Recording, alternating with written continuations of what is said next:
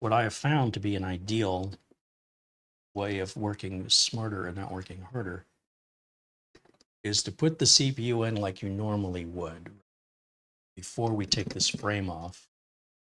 And you don't have to take this frame off.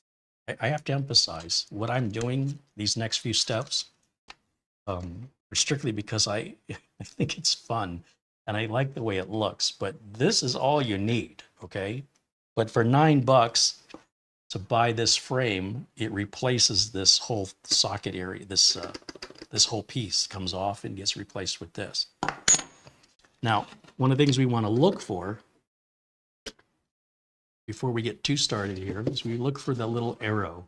And you will see we have the arrow here, and you'll see we have the arrow here. So this piece is going to go on in that direction. And our CPU also has the arrow right there, golden triangle or arrow. So I'm going to take the CPU out, and we're going to install it like we normally would.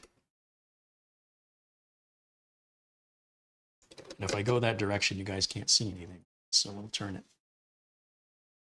it. So bearing in mind the arrow was facing, which way was it? It's the top, from my perspective, it's the top left.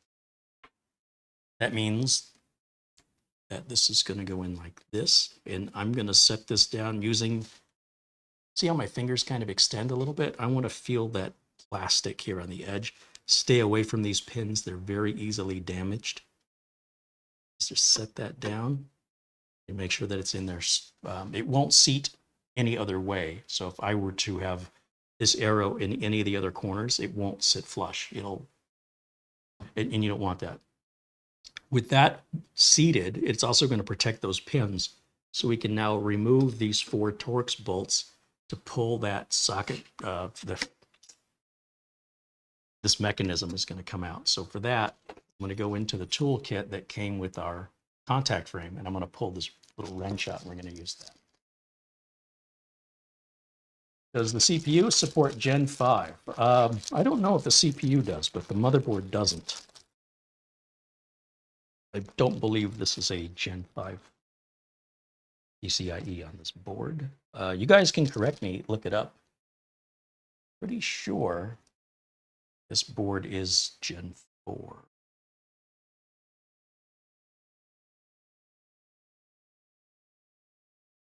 If you decide to do what I'm doing and you want to take these bolts out, you'll notice they're not very tight. The reason I mention that is when you go to put the replacement on, keep that in mind, that you don't over tighten them.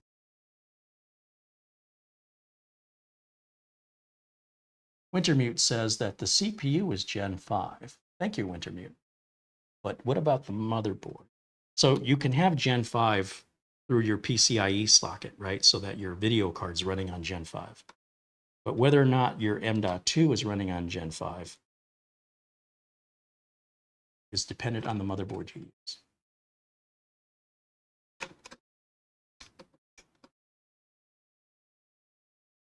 So I'm waiting to see somebody in the chat confirm.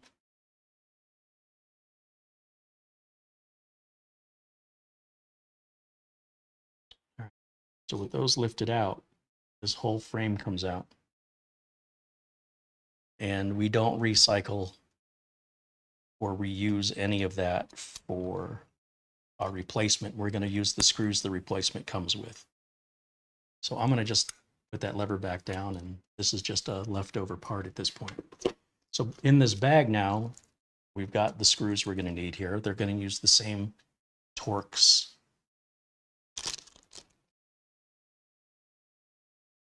So remember now, you see where our gold triangle is there, right? And you see our triangle here. So that tells us this is going to go on this direction. Trying to orient this in the best way possible for you.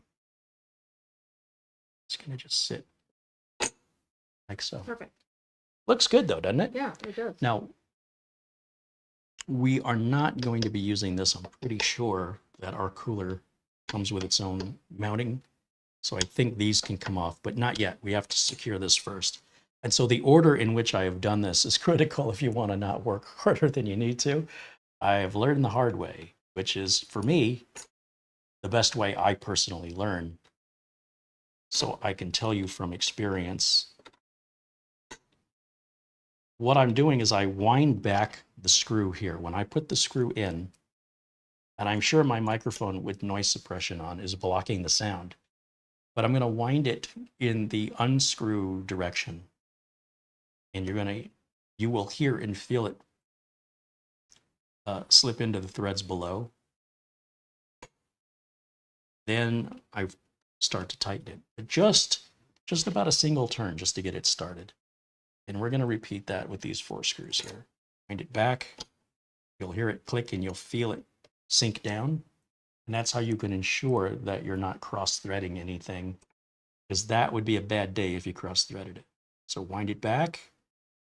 Here's the click. And then we can go forward.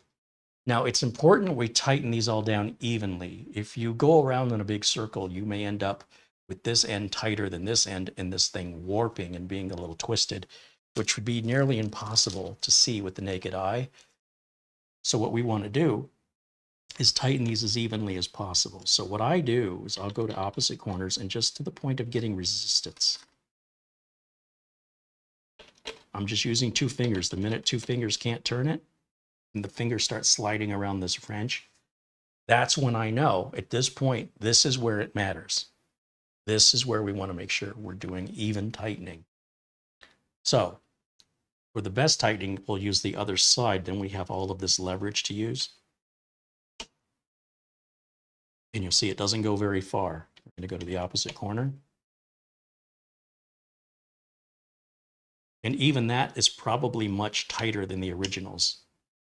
I am probably tightening this twice as tight as what I removed.